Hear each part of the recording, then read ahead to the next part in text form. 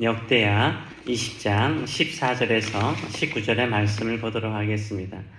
오늘 이 말씀을 가지고 말씀 앞에서 일어서는 사람이 되라, 말씀 앞에서 일어서는 사람이 되라 라는 제목으로 같이 은혜를 나누기로 합니다. 지금 여호사밧과 남유다 사람들이 어떤 상황에 직면해 있습니까?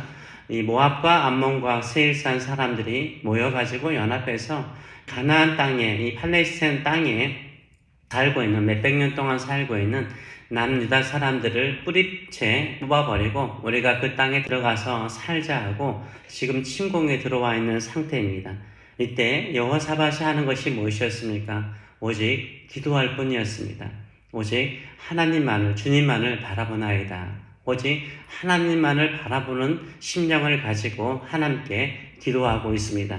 하나님은 반드시 우리의 기도에 응답하시는 줄 믿습니다. 문제는 우리가 하나님의 응답하는 방식을 잘 모를 때가 있다는 것입니다. 하나님, 이 문제를 해결하여 주시옵소서라고 기도하지만 하나님은 그 문제를 해결해 주시기 전에요, 말씀을 들려주십니다. 말씀을 들려주세요. 하나님은 사람을 통해서 말씀을 들려주십니다. 말씀으로 응답하십니다. 하나님은 여호사밧의 진실한 기도에 어떻게 응답하셨습니까? 하늘에서 직접 말씀하지 않으시고 성령에 충만한 사람을 통해서 말씀을 하셨습니다.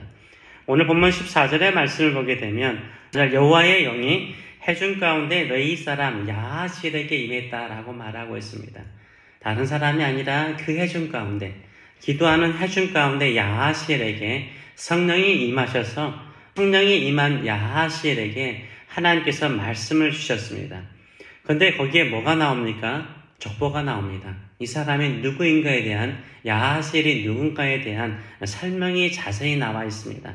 그는 아삽 자손 마따나의 현손이요 여이엘의 증손이요 분하의 손자요 스가라의 아들이더라 라고 족보가 나와 있는 것을 볼 수 있습니다. 왜 나올까요? 당연하죠. 믿음의 가문이기 때문입니다. 믿음의 집안이기 때문인 것입니다. 믿음의 기부 안에서 자란 사람이기 때문이라 라고 말하고 있어요. 믿음은 이렇게 강처럼 흘러 세대를 이루게 되고 성령 충만한 사람이 일어나서 백성들에게 용기와 힘을 주는 줄 믿습니다. 그래서 야하실의 이름 뒤에는 이러한 믿음의 족보가 나와 있는 것을 볼 수 있습니다. 그런데 여기에 제일 중요한 이름, 우리가 아는 이름이 나오죠. 아삽이죠. 이 아삽은 다윗 시대 때 찬양대를 만들어서 찬양을 인도하는 사람이었습니다. 또한 시편을 지었잖아요. 시편에 아삽의 시편들이 몇 개 있어요. 시가 몇 개 있습니다. 그 정도로 하나님의 말씀에 충만한 사람이라는 것을 알 수 있어요. 그래서 우리가 하나님의 말씀을 따라서 살아가면요, 언젠가는 하나님의 뜻을 이루고 하나님의 백성들을 일으키는 일에 그런 후손들이 일어나서 하나님의 나라를 강하게 세우는 데 쓰임받는 줄 믿습니다. 그래서 우리의 믿음이 절대 헛되지 않는 것을 기억하시는 저와 여러분 되시길 축원합니다. 믿음의 족보하면은 이 미국 땅에 대각성운동, 종교개혁과 같은 대각성운동을 일으켰던 한 사람이 기억날 것입니다. 조나단 에드워드라는 사람이 있습니다. 이분은 목사님이셨죠. 이분은 되게 경건하게 살았고 또 말씀대로 전했습니다. 사람들이 그의 설교를 들으면 눈물을 흘리고 회개했습니다. 그래서 대각성 운동이 바로 미국 땅에 일어났는데 그들의 후손과 그 친구였던 이 맥스 주크라는 사람이 있습니다. 방탕하게 산 사람이었습니다. 몇백 년 동안 그들의 가문들을 연구해 보니까 어떻습니까? 이 조나단 에드워드 집안에는 13명의 총장이 나왔고, 대학 총장이 나오고 100여 명의 정치가라든가 법관이라든가 뛰어난 목회자라든가 신학자들이 나오고, 맥스 주크는 어떻습니까? 다 술주정뱅이 아니면 교도소에 들어가는 범죄자들이 참 많았다고 그러잖아요. 우리가 경건하게 살면요, 경건한 믿음이 흘러가게 되어 있습니다. 그러나 세상에 타협하고 세상적으로 살아가기 시작하잖아요. 그러면 그게 나만의 인생으로 끝나는 게 아니라 이어갈 수 있습니다. 한 번 사는 인생, 경건하고 말씀을 따라 살아감을 통해서 좋은 믿음을 전수해 나가시는 저와 여러분 되시길 축원합니다. 우리가 기도하는 것을 하나님은 응답하십니다. 누군가의 말씀을 통해서 응답하십니다. 근데 그 말씀을 주는 사람은 거룩한 통로예요. 그래서 하나님께서 우리에게 응답하실 때는 말씀으로 들려주신다는 것을 기억하시고 주의 말씀에 더욱 귀를 기울이시는 저와 여러분 되시길 축원합니다. 그 말씀을 들을 수 있는 집안들을 될 수 있도록 기도하시는 저와 여러분 되시길 축원합니다. 하나님은 그렇다면 여호사밧에게 그리고 그의 백성들에게 무엇이라고 말씀하셨을까요? 15절에서 17절의 말씀을 보게 되면 하나님은 이렇게 말하죠. 이 큰 무리를 향하여서 두려워하거나 놀라지 말라. 이거 두 번 말씀하세요. 두려워하거나 놀라지 말라라고 말씀하세요. 두려워하지 말라라고 말씀하세요. 왜 그렇습니까? 감정이 지금 두려움 속에 사로잡혀 있잖아요. 그래서 하나님께서 그들의 마음속에 두려워하지 말라, 무서워하지 말라, 감정을 다스리세요. 우리가 항상 하는 말이지만 이 믿음의 반대말이 뭡니까? 의심이 아니에요. 두려움이에요, 두려움. 왜냐하면 두려움은요, 하나님의 사람을 마비시켜버려요. 겁을 먹어버리잖아요. 움직일 수가 없잖아요. 개를 무서워하면 개 앞에 벌벌 떨잖아요. 움직이지 못하잖아요. 그렇기 때문에 하나님께서 항상 하시는 말씀이 두려워하지 말라, 무서워하지 말라. 우리 감정을 먼저 다스리시고 말씀하세요. 그래서 하시는 말씀은 뭡니까? 이 전쟁은 누구에게 속한 것이라고? 이 전쟁은 너에게 속한 것이 아니요 하나님께 속했다라고 말씀하세요. 지금 이 전쟁은 너희가 싸울 것이 아니라 내가 싸운다라고 말씀하세요. 이 전쟁에는 너희가 싸울 것이 없나니 대열을 이루고 나서라라고 말씀하세요. 내가 너희와 함께 할 것이다 라고 말씀하시는 것을 우리가 볼 수 있어요. 세 가지를 말씀하시죠. 첫째는 두려워하지 말라, 무서워하지 말라. 두 번째는 뭡니까? 이 전쟁은 너희에게 속한 것이 아니라 나에게 속한 것이기 때문에 내가 싸울 것이라 라고 말씀하세요. 그리고 세 번째는 뭡니까? 맞서 나가라는 거예요. 그 너에게 두려움을 주는 그 전쟁터로 나가라는 거예요. 이게 중요한 것이죠. 우리가 기도하고 말씀으로 은혜가 충만했습니다. 그 말씀을 들었어요. 하나님께서 우리에게 승리를 주실 것이라는 확신, 약속을 붙들게 되었습니다. 그렇다고 해서 삶의 현장으로 가지 말아야 됩니까? 가라는 거예요. 그 치열한 전쟁터가 될 수 있는 그 싸움터로 나가라는 거예요. 대열을 이루고 나가라는 거예요. 싸움을 하듯이 나가라는 거예요. 그렇지만 그 전쟁은 누가 싸우신다고요? 하나님이 싸우신다라고 말씀하고 있어요. 이게 믿음의 사람인 거죠. 믿음의 사람은요, 도피하지 않아요. 현실을 피하지 않습니다. 현실 앞에 맞서 나가는 사람이에요. 근데 두 가지를 믿습니다. 하나님께서 나와 함께 하심을 믿어요.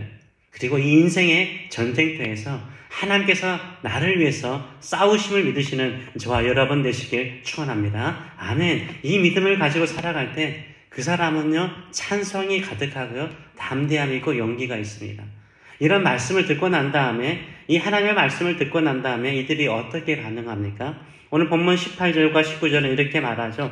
여호사밧이 몸을 굽혀 얼굴을 땅에 대니 온 유다와 예루살렘 주민도 여호와 앞에 엎드려 경배하고 레위 사람들은 서서 심히 큰 소리로 이스라엘 하나님 여호와를 찬송했다라고 말을 하고 있어요.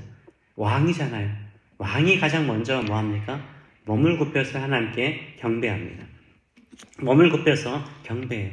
아니 하나님, 무슨 말입니까? 지금 저 무리는 세계 민족이 모여가지고 지금 연합해서 바다에 모래알처럼 많은데 진짜 그런 일이 일어날 수 있어요.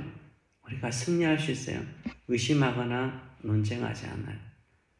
말씀에 어떻게 해요? 경배로 나가요. 엎드려서 나가요. 이게 중요한 거예요. 나의 삶의 현실이 어떤데요? 이렇게 설명하지 않아요. 아멘. 경배하는 거예요. 찬송하는 거예요. 받아들이는 거예요. 왕이 이렇게 엎드려서 믿음으로 순종하잖아요. 그러니까 백성들도 어떻습니까? 백성들 다 같이 하나님을 경배하고 찬양하는 모습을 보여주고 있어요. 아직 전쟁에 승리하지 않았어요. 아직 전쟁에 승리하지 않았어요. 아직 전쟁에 승리하지 않았음에도 불구하고 레위 사람들은 찬양을 해요. 우리 인생도 마찬가지인 것 같습니다.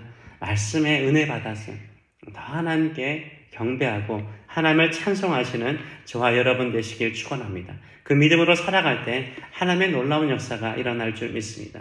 하나님의 말씀이 내 귀에 들립니까? 하나님의 말씀이 내 마음을 칩니까? 그 약속의 말씀을 붙들고 삶의 현장으로 가고 있습니까? 더욱더 큰 목소리로 하나님을 찬송하시고 경배하시는 저와 여러분 되시길 축원합니다. 우리의 찬양을 통해서 전쟁터에서 우리에게 승리를 주시는 하나님을 만나는 놀라운 역사가 일어날 줄 믿습니다. 하나님은 지금도 우리의 기도에 응답하십니다. 응답은 감정이 아니라 말씀으로 응답하십니다. 말씀이 들린다는 것은 바로 하나님께서 우리에게 말씀하시고 응답하시는 것입니다.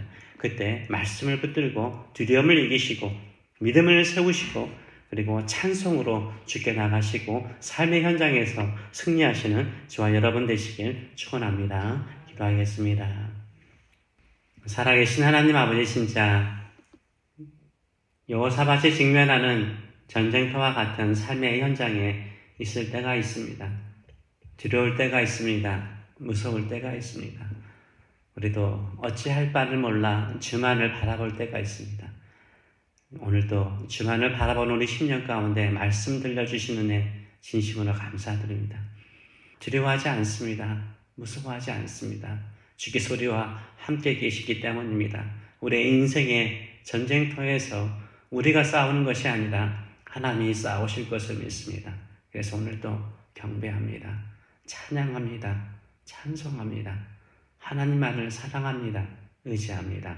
우리에게 참된 승리를 주실 우리 주님만을 바라보고 나아갈 때 우리의 삶의 현장에서 하나님의 일하심을 보고 더 큰 목소리로 찬송하는 저들의 삶들 될 수 있도록 축복하여 주시옵소서. 감사드리며 예수님의 이름으로 기도하옵나이다. 아멘.